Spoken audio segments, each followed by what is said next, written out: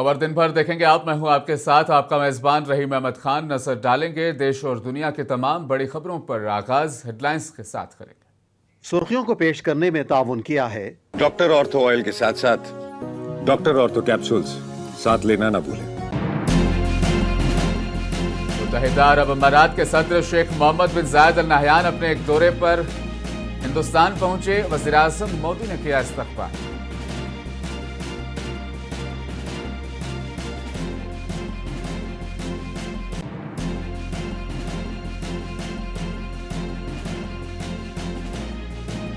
مرکزی وزیر پیوش گوئل کی امریکہ کے سفیر سرجیو گور سے ملاقات۔ ہند امریکہ باہمی مسائل رہے زیر غور۔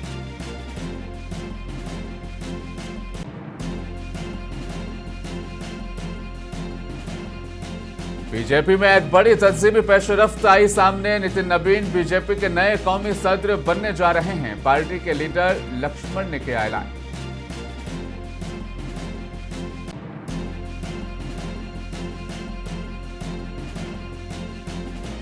کانگریس لیڈر راہل گاندھی نے بی جے پی اور آر ایس ایس پر کی تنقید۔ کہا حکمراں جماعت اقتدار کو مرکز تک رکھنا چاہتی ہے محدود۔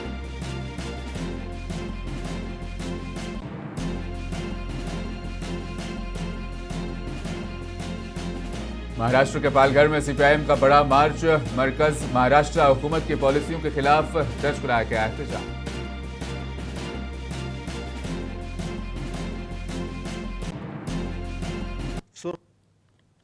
متحدہ عرب امارات کے صدر شیخ محمد بن زائد ال نہیان ایک مختصر مگر اہم دورے پر ہندوستان پہنچ گئے ہیں۔ نئی دہلی ایئرپورٹ پر وزیر اعظم نریندر مودی نے ان کا استقبال کیا، جو اس دورے کی سفارتی اہمیت کو واضح کرتا ہے۔ دورہ ایک ایسے وقت میں ہو رہا ہے جب مشرق وسطیٰ میں ایران اور امریکہ کے تعلقات میں کشیدگی، غزہ کی صورتحال اور خطے کی مجموعی بے چینی عالمی توجہ کا مرکز بنی ہوئی ہے۔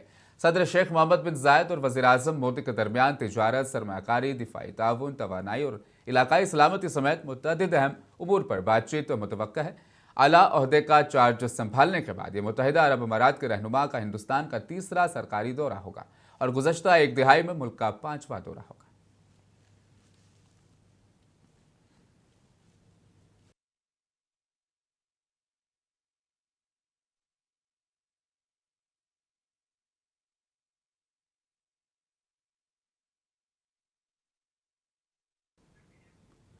وزیر تجارت و صنعت پیوش گوئل نے پیر کو امریکہ کے سفیر سرجیو اور امریکی زیریون سے ملاقات کی۔ اس دوران دونوں ممالک کے لیڈران نے دو طرفہ امور پر تبادلہ خیال کیا۔ یاد رہے کہ ہندوستان اور امریکہ کے درمیان دو طرفہ تجارتی معاہدے پر مذاکرات جاری ہے، جبکہ اگست سے امریکی انتظامیہ نے ہندوستانی اشیاء پر 50% درآمدی ڈیوٹی عائد کر رکھی ہے۔ پیوش گوئل نے کہا دونوں ممالک کے تعلقات پر مفید اور مثبت گفتگو ہوئی ہے۔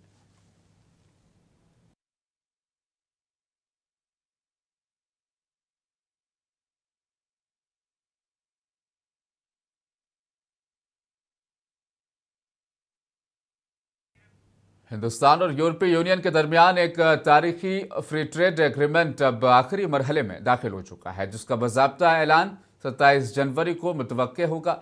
اگر یہ معاہدہ طے پایا جاتا ہے تو یہ اب تک کا ہندوستان کا سب سے بڑا تجارتی معاہدہ ہوگا، جو 27 یورپی ممالک پر مشتمل یورپی یونین کے ساتھ کیا جائے گا، جو ہندوستان کی بڑی درآمدی منڈیوں میں شامل ہیں۔ ماہرین کے مطابق یہ معاہدہ نہ صرف دونوں فریقوں کے درمیان تجارت کو نئی رفتار دے گا، بلکہ ہندوستان اور یورپی یونین کے اقتصادی تعلقات میں ایک اہم اسٹریٹجک تبدیلی ثابت ہو سکتا ہے۔ پیش تفصیلی جائزہ اس رپورٹ میں۔ ہندوستان اور یورپی یونین کے درمیان فری ٹریڈ ایگریمنٹ اب اپنے آخری مرحلے میں داخل ہو چکا ہے۔ اس اہم معاہدے کا باضابطہ اعلان 27 جنوری کو متوقع ہے۔ اگر یہ معاہدہ طے پا جاتا ہے تو یہ اب تک ہندوستان کا سب سے بڑا تجارتی معاہدہ ہوگا، جو 27 ممالک پر مشتمل یورپی یونین کے ساتھ کیا جائے گا، جو ہندوستان کی بڑی برآمدی منڈیوں میں شامل ہے۔ ماہرین کا کہنا ہے کہ یہ معاہدہ دونوں معیشتوں کے لیے نمایاں اقتصادی فوائد لے کر آئے گا۔ ماہرین کے مطابق انڈیا یورپی یونین فری ٹریڈ ایگریمنٹ محض ایک تجارتی سمجھوتہ نہیں، بلکہ دونوں فریقوں کے درمیان اسٹریٹجک تعلقات کی نئی سمت کا آغاز ہے۔ یہ معاہدہ ہندوستان کو ایک ترقی یافتہ عالمی ویلیو چین میں شامل ہونے کا موقع فراہم کرے گا، جبکہ یورپی یونین کو ایک وسیع، مستحکم اور تیزی سے بڑھتی ہوئی منڈی تک رسائی حاصل ہوگی۔ برآمد کنندگان کا کہنا ہے کہ اس معاہدے سے ٹیکسٹائل اور ملبوسات، دواسازی، کیمیکلز، انجینئرنگ مصنوعات، James and jewellery, jewellery, leather, petroleum मसनूआत और आयरन व स्टील जैसे शोबों को खास फायदा पहुंचने की तवक्को है। यूरोपीय यूनियन के टैरिफ मरहलावार खत्म होने के बाद अंदाज़ा लगाया जा रहा है कि आइंदा 3 बरसों में हिंदुस्तान की यूरोप को बरामदात दुगनी हो सकती हैं, जिससे हिंदुस्तान मसनूआत की मुसाबकत और मंडी तक रसाई में नुमाया इजाफा होगा। माशी माहिरीन का कहना है कि ये मुआहिदा लेबर इंटेंसिव और एक्सपोर्ट पर मबनी शोबों के लिए खास तौर पर अहम है, जो हालिया अरसे में अमरीकी मंडी में मुश्किलात का सामना कर रहे हैं। साथ ही फार्मास्यूटिकल्स और इलेक्ट्रॉनिक्स के शोबों में भी बेहतर मार्केट एक्सेस की उम्मीद की जा रही है, जिससे भारत यूरोपीय कंपनियों के लिए एक मुतबादिल मैन्युफैक्चरिंग हब के तौर पर उभर सकता है। कॉमर्स और इंडस्ट्री के वजीर पीयूष गोयल इस मुआहिदे को मदर ऑफ ऑल डील्स करार दे चुके हैं। उनके मुताबिक ये एक ऐसा विन विन मुआहिदा है जो हिंदुस्तानी बरामदात को नई मंडियां फराहम करेगा, किसी एक मुल्क पर इन्हिसार कम करेगा और हिंदुस्तानी सनतों को यूरोपीय वैल्यू चेन का हिस्सा बनने में मदद देगा। Bureau report, Munsif TV. Hindustan.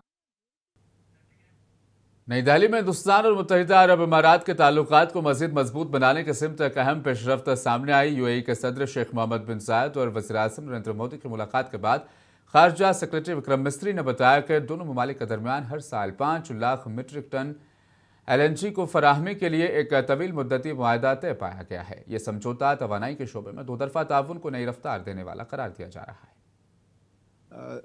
The UAE has always been a premier energy partner for India, and therefore building on this comprehensive energy partnership, a long-term agreement for the supply of 0.5 million metric tons of LNG per annum was concluded during the visit. The UAE is now the second largest supplier of LNG to India.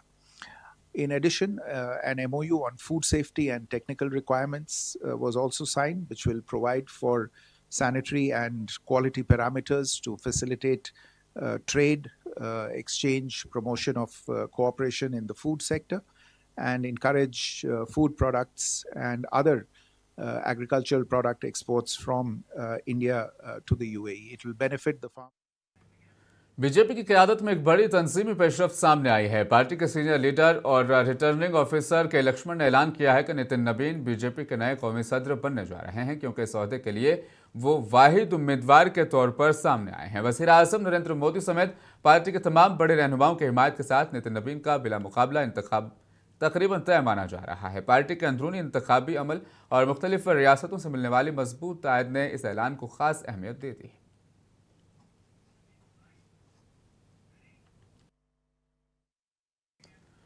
BJP leader Nitin नवीन मंगल 20 जनवरी को Bharatiya Janata party के नए कौमी सदर की हैसियत से ओहदा संभालेंगे। ज़राए के मुताबिक वो चार्ज लेते ही पार्टी के तंजीमी ढांचे और मोदी हुकूमत में अहम तब्दीलियों की बुनियाद वहां से नजर आएगी। कहा जा रहा है कि कम उम्र में दुनिया की सबसे बड़ी सियासी पार्टी की क़यादत संभालना इस बात का इशारा है कि बीजेपी साल 2029 और उसके बाद की सियासत के पेश नज़र ज़्यादा से ज़्यादा नौजवान क़यादत को आगे लाने पर तवज्जो देगी, जिसके असरात मरकज़ी हुकूमत में भी दिखाई दे सकते हैं।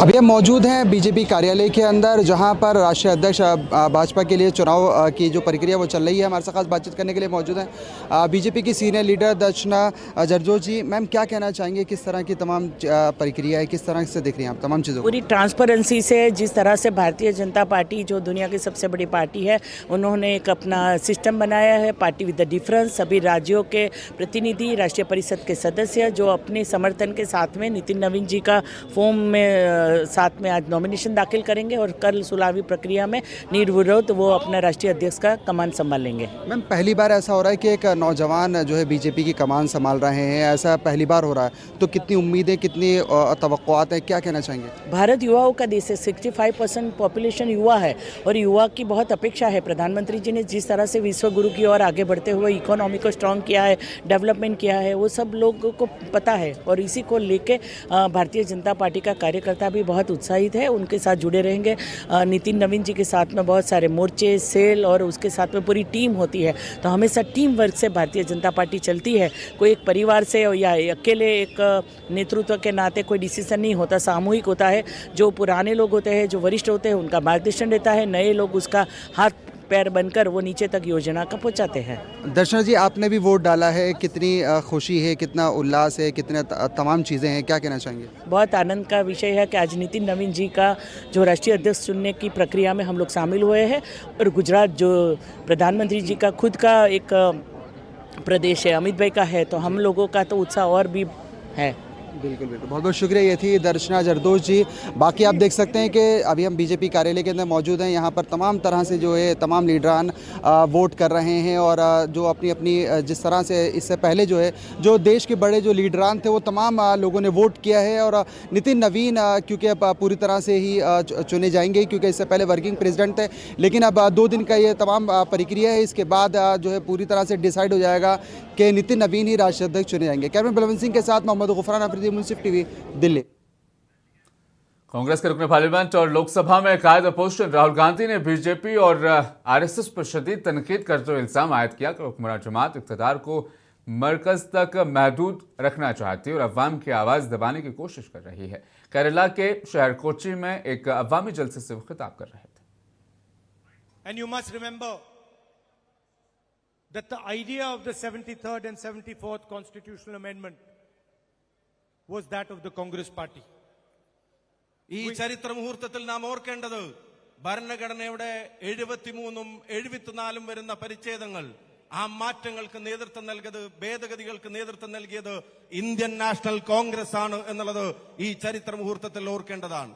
The foundation of the constitution is one man, one vote. And the idea is that every single Indian citizen should have voice in the running of our country. ഭരണഘടന ഏറ്റവും കരുത്തുറ്റ അടിത്തറ എന്ന് പറയുന്നത് ഒരു വ്യക്തിക്ക്, ഒരു പൗരന് ഒരു വോട്ട് എന്നുള്ള നിലയിലാണ്.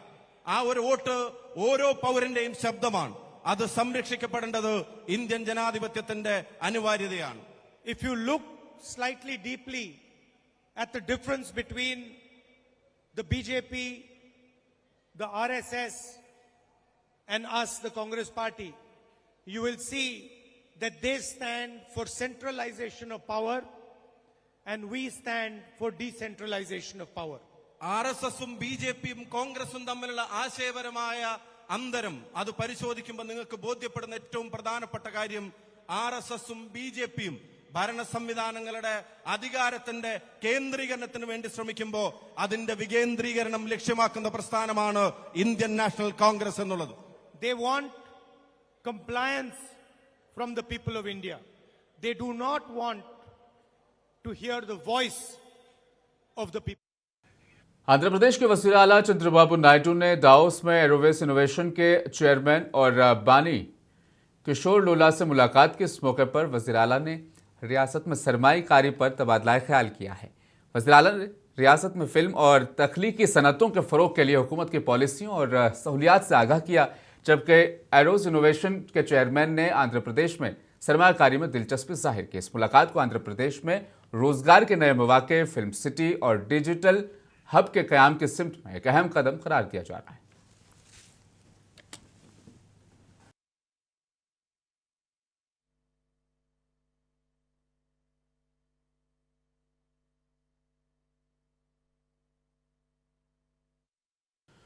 तो वहीं झारखंड के वज़ीर आला हेमंत सोरेन भी दाओस पहुंच गए हैं, जहां उन्होंने इंडियन पवेलियन का दौरा किया और वर्ल्ड इकोनॉमिक फोरम के मौके पर हेमंत सोरेन की मौजूदगी को रियासत झारखंड के लिए आलमी सरमायाकारी और सनती मौके के फरोग की जानिब एक अहम कदम माना जा रहा है।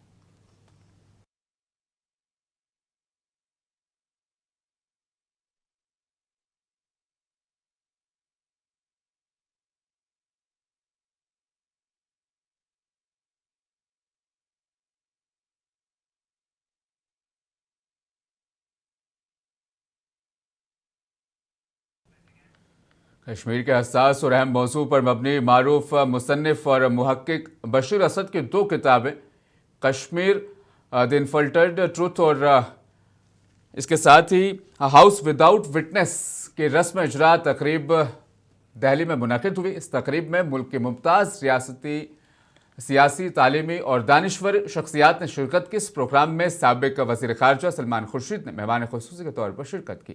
उन्होंने किताबों की रस्म इजरा अंजाम दी और کشمیر مسئلے پر سنجیدہ مکالمے کی ضرورت پر زور دیا، جبکہ تقریب میں مہمانوں کی حیثیت سے راجیہ سبھا کے رکن پروفیسر منوج کمار جھا بھی موجود رہے۔ انہوں نے اپنے خطاب میں مصنف بشیر اسد کی تحقیقی کاوشوں کو سراہتے ہوئے کہا کہ کتابیں محض بیانیہ نہیں بلکہ زمینی حقائق، ذاتی مشاہدات اور سنجیدہ تحقیق پر مبنی ہیں، جو کشمیر کو سمجھنے کے لیے ایک نئی فکری سمت فراہم کرتی ہے۔ جبکہ اس موقع پر مصنف بشیر اسد نے بھی خطاب کیا۔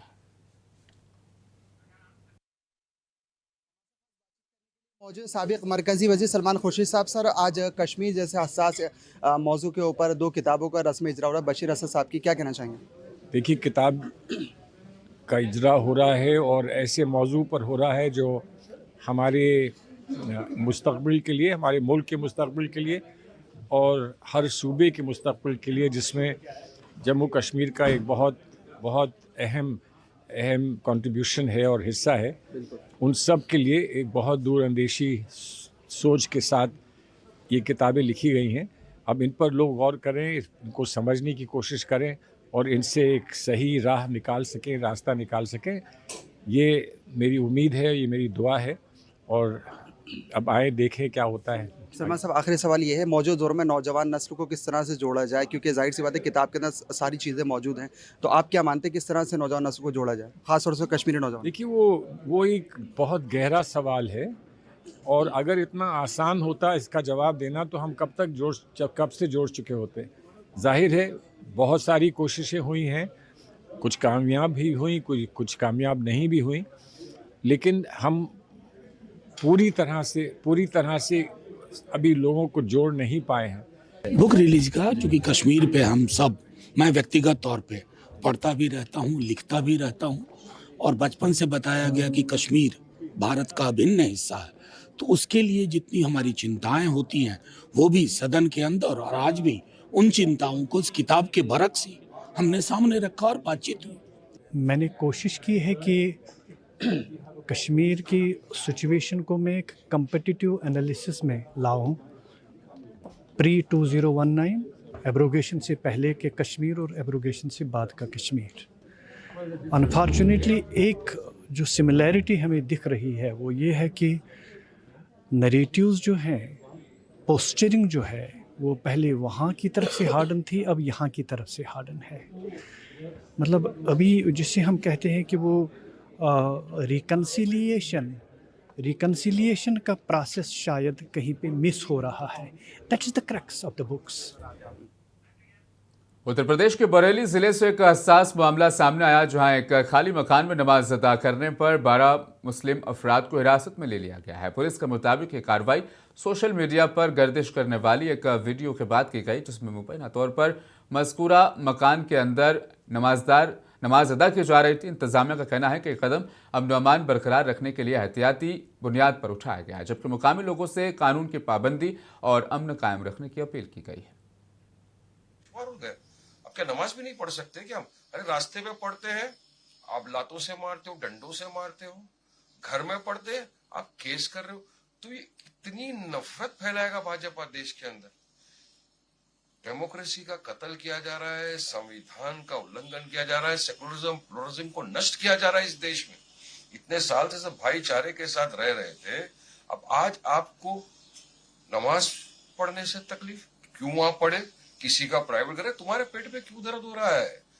کیوں اتنی نفرت تم پھیلانا چاہتے ہو؟ تو ہم چاہیں گے کہ یو پی کی سرکار اس بات کا سنجان لے کہ اس طرح کی بات میں کس دھارا کے تحت آپ نے اریسٹ کیا، کون سا قانون کا پراودھان ہے بتائیے آپ میرے کو۔ تو بیل ہو گئی، لیکن آپ کو اریسٹ کرنے کا ادھیکار ہی نہیں ہے ایسے کیسوں کے اندر۔ کل کو تو آپ ہم گھر میں نماز پڑھ رہے ہوں گے، آپ بھج جائیں گے، بولیں گے نماز کیوں پڑھ رہے گھر کے اندر؟ کیا اس دشا میں آپ دیش کو لے کے چلے جائیں گے کیا؟ یہ سراسر غلط ہے، اسنویدھانک ڈیموکریسی کے خلاف ہے، یہ سیکولرزم پلورلزم کے جو دیش کا ہے اس کے خلاف ہے یہ سب چیزیں۔ دشوار مہاراشٹر کے پال گھر میں منریگا کے خلاف بڑی ریلی نکالی گئی۔ مارکسوادی کمیونسٹ پارٹی نے علاقے کے پال گھر علاقے میں 50,000 افراد جمع کیے اور 50,000 افراد پر مشتمل عظیم مارچ کو آغاز کیا۔ شرکاء میں زیادہ تر کسان اور قبائلی شامل تھے۔ اس دوران منریگا کی بحالی کا مطالبہ کیا گیا، جنگلاتی حقوق کے قانون کی مناسب عملداری پر زور دیا گیا، اسمارٹ میٹر اسکیم کی منسوخی کا مطالبہ کیا گیا اور لیبر کوڈ کے خاتمے کی مانگ کی گئی۔ ہزاروں لوگوں نے ان مطالبات کو لے کر ضلع کلکٹریٹ کی طرف مارچ کیا۔ CPIM کا کہنا ہے کہ مارچ BJP کی مرکزی اور مہاراشٹر حکومت کی پالیسیوں کے خلاف عوامی مظاہرہ ہے۔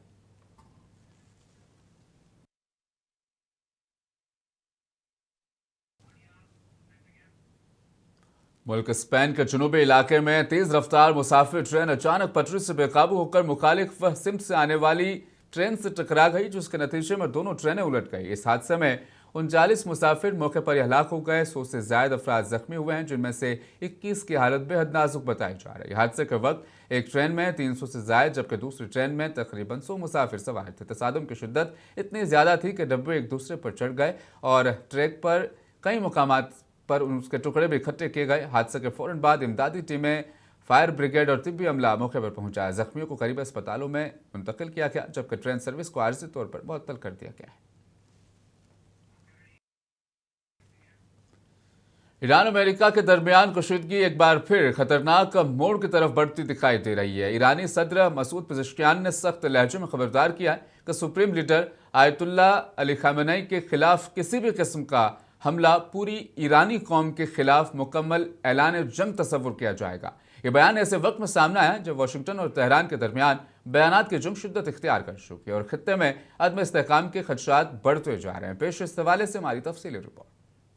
صدر ایران مسعود پزشکیان نے سماجی رابطے کی ویب سائٹ ایکس پر جاری بیان میں کہا ہے کہ امریکہ اور اس کے اتحادیوں کی جانب سے عائد کی گئی غیر انسانی پابندیاں اور طویل دشمنی ایرانی عوام کو درپیش معاشی مشکلات کی بڑی وجوہات میں شامل ہیں۔ انہوں نے واضح کیا کہ ایران کے سپریم لیڈر کے خلاف کسی بھی قسم کا حملہ پوری قوم کے خلاف جنگ کے مترادف ہوگا۔ اس سے قبل ایرانی سپریم لیڈر آیت اللہ علی خامنئی نے حالیہ ہنگاموں، تشدد اور ہلاکتوں کا ذمہ دار امریکی صدر ڈونلڈ ٹرمپ کو قرار دیتے ہوئے کہا تھا کہ ایران میں ہونے والی تباہی کے پیچھے غیر ملکی عناصر ملوث ہیں۔ دوسری جانب امریکی صدر ڈونلڈ ٹرمپ آیت اللہ خامنئی کی قیادت کے خاتمے کا مطالبہ کر چکے ہیں۔ ایک انٹرویو میں انہوں نے کہا تھا کہ اب ایران میں نئی قیادت لانے کا وقت آ گیا ہے۔ واضح رہے کہ ایران میں گزشتہ ماہ کے آخر میں تاجروں کی جانب سے شروع ہونے والا پرامن احتجاج ایک ہفتے بعد پرتشدد ہو گیا تھا۔ ایران نے امریکہ اور اسرائیل پر مظاہرین کو اکسانے اور بیرونی خفیہ ایجنسیوں کے ذریعے ہنگامہ آرائی کرانے کے الزامات عائد کیے تھے۔ اسی تناظر میں اسرائیل میں امریکہ کے سابق سفیر ڈان شپیرو نے دعویٰ کیا ہے کہ صدر ٹرمپ آئندہ چند ہفتوں میں ایران کے سپریم لیڈر آیت اللہ علی خامنئی کو نشانہ بنانے کی کوشش کر سکتے ہیں۔ غیر ملکی میڈیا کے مطابق ڈان شپیرو کا کہنا ہے کہ امریکہ ایران کی موجودہ قیادت کو ہدف بنانے کا ارادہ رکھتا ہے اور اس فہرست میں آیت اللہ خامنئی بھی شامل ہو سکتے ہیں۔ سابق امریکی سفیر نے یہ بھی کہا کہ امریکہ مشرق وسطی میں ایک بڑا بحری بیڑا تعینات کر سکتا ہے جس کا مقصد ایران کے خلاف ممکنہ کارروائی اور کسی بھی جوابی رد عمل کی صورت میں دفاعی تیاریوں کو مضبوط بنانا ہے۔ تاہم ان دعووں پر امریکی حکومت کی جانب سے تاحال کوئی باضابطہ رد عمل سامنے نہیں آیا۔ ایران میں جاری شدید احتجاجی سیکورٹی کریک ڈاؤن اور مواصلات بندش کے درمیان وہاں پر مقیم ہزاروں ہندوستانی شہریوں کی سلامتی ایک بڑا چیلنج بن گئی۔ ایسے نازک حالات میں ہندوستان نے ایک بار پھر اپنے فعال سفارتکاری اور انسانی ہمدردی پر مبنی پالیسی کا مظاہرہ کرتے ہوئے ایران سے اپنے شہریوں کی محفوظ وطن واپسی کے لیے بڑے پیمانے پر اقدامات شروع کر دیے۔ تفصیلات جانیے اس رپورٹ کے ذریعے سے۔ ایران میں جنوری 2026 میں بگڑتی ہوئی صورتحال کے پیش نظر تہران میں بھارتی سفارت خانے نے تقریباً 9 سے 10 ہزار بھارتی شہریوں کی محفوظ واپسی کو یقینی بنانے کے لیے ہنگامی اقدامات شروع کر دیے ہیں۔ ملک بھر میں جاری احتجاج، سیکورٹی کارروائیوں اور انٹرنیٹ بندش کے باعث بھارتی شہری شدید مشکلات کا سامنا کر رہے تھے۔ بھارتی مشن نے 24 گھنٹے فعال ہیلپ لائنز قائم کی اور براہ راست رابطہ مہم کے ذریعے طلبہ، زائرین، پیشہ ور افراد، تاجروں، سیاحوں، طبی تربیت حاصل کرنے والوں اور سمندری عملے سے رابطہ کیا۔ تہران، قم اور گلستان یونیورسٹی میں زیر تعلیم طلبہ جبکہ مشہد اور قم میں موجود زائرین کو خصوصی طور پر ترجیح دی گئی۔ سفارت خانے نے پاسپورٹس اور ذاتی کوائف جمع کر کے ترجیحی بنیادوں پر انخلا کی رجسٹریشن کی، جبکہ بھارتی شہریوں کو احتجاجی مقامات سے دور رہنے اور محتاط رہنے کی ہدایت جاری کی گئیں۔ مقامی حکام کے ساتھ رابطے کے ذریعے آرمینیا اور ترکمنستان کے زمینی راستوں اور متحدہ عرب امارات کے لیے بحری راستوں کو بھی متبادل کے طور پر استعمال کیا جا رہا ہے۔ امریکی صدر ڈونلڈ ٹرمپ نے غزہ کی تعمیر نو اور امن و استحکام کے لیے ایک نئے عالمی فورم بورڈ آف پیس کے قیام کا اعلان کرتے ہوئے ہندوستان، پاکستان سمیت درجنوں ممالک کو اس میں شامل ہونے کی دعوت دی ہے۔ اس مجوزہ بورڈ میں شمولیت فنڈنگ، قیادت اور اس کے مقاصد پر عالمی سطح پر بحث اب تیز ہو گئی ہے۔ آپ دیکھیے اس حوالے سے ہماری تفصیلی رپورٹ، مجھے دیجیے اجازت، بنے رہیں منصف ٹی وی کے ساتھ۔ امریکہ نے صدر ڈونلڈ ٹرمپ کے نئے مجوزہ عالمی فورم بورڈ آف پیس میں ہندوستان، پاکستان اور کئی دیگر ممالک کو شامل ہونے کی دعوت دی ہے۔ واشنگٹن اس بورڈ کو غزہ اور اس سے آگے امن و استحکام کے لیے ایک نئے بین الاقوامی ادارے کے طور پر پیش کر رہا ہے۔ امریکی حکام کے مطابق $1 ارب کی مالی معاونت مستقل رکنیت کی ضمانت دے گی، جبکہ دیگر ممالک کو 3 سالہ مفت رکنیت کی پیشکش کی گئی ہے۔ جمع ہونے والی رقم غزہ کی تعمیر نو کے لیے استعمال کی جائے گی۔ ہنگری اور ویتنام نے اس بورڈ میں شامل ہونے کی دعوت قبول کر لی ہے، جبکہ آسٹریلیا، پاکستان، اردن، کینیڈا، مصر اور دیگر ممالک اس پر غور کر رہے ہیں۔ ہندوستان کو بھی دعوت نامہ موصول ہوا ہے، تاہم نئی دلی نے اب تک باضابطہ موقف کا اعلان نہیں کیا۔ پاکستانی دفتر خارجہ نے دعوت کی تصدیق کرتے ہوئے کہا ہے کہ پاکستان اقوام متحدہ کی قراردادوں کے مطابق مسئلے فلسطین کے حل اور غزہ میں امن کے لیے عالمی کوششوں کا حصہ بنتا رہے گا۔ تاہم وزیر اعظم کی جانب سے بورڈ میں شمولیت پر کوئی حتمی فیصلہ سامنے نہیں آیا۔ دوسری جانب اسرائیل نے بورڈ آف پیس پر شدید اعتراض اٹھایا ہے۔ اسرائیلی حکومت کا کہنا ہے کہ بورڈ کی تشکیل میں اس سے مشاورت نہیں کی گئی اور یہ غزہ سے متعلق اسرائیلی پالیسی کے خلاف ہے۔ وزیر اعظم نتن یاہو نے اسرائیلی وزیر خارجہ کو اس معاملے پر امریکی ہم منصب سے رابطہ کرنے کی ہدایت دی ہے۔ وائٹ ہاؤس کے مطابق صدر ٹرمپ اس بورڈ کے چیئرمین ہوں گے، جبکہ امریکی وزیر خارجہ مارکو روبیو، سابق برطانوی وزیر اعظم ٹونی بلیئر اور دیگر اہم شخصیات اس کا حصہ ہوں گی۔ ٹونی بلیئر واحد غیر امریکی رکن ہوں گے جن کی شمولیت کو بعض حلقے متنازع بھی قرار دے رہے ہیں۔ اس منصوبے کے تحت غزہ میں ایک بین الاقوامی استحکام فورس کے قیام کی تجویز بھی شامل ہے، جس کی قیادت میجر جنرل جیسپر جیفرز کریں گے۔ تاہم اس فورس کے مینڈیٹ، فوج کی فراہمی اور حماس کو غیر مسلح کرنے کے طریقہ کار پر تاحال کئی سوالات موجود ہیں۔ حماس کا کہنا ہے کہ وہ فلسطینی ریاست کے قیام کے وسیع تر معاہدے کے بغیر غیر مسلح نہیں ہوگی، جبکہ اسرائیل واضح کر چکا ہے کہ حماس کے ہتھیار ڈالے بغیر وہ غزہ سے پیچھے نہیں ہٹے گا۔ ماہرین کے مطابق بورڈ آف پیس کے لیے سب سے بڑا امتحان جنگ بندی کو برقرار رکھنا، متضاد مفادات کے درمیان توازن قائم کرنا اور زمینی حقائق کے مطابق قابل عمل حل نکالنا ہوگا۔ بیورو رپورٹ، منصف ٹی وی۔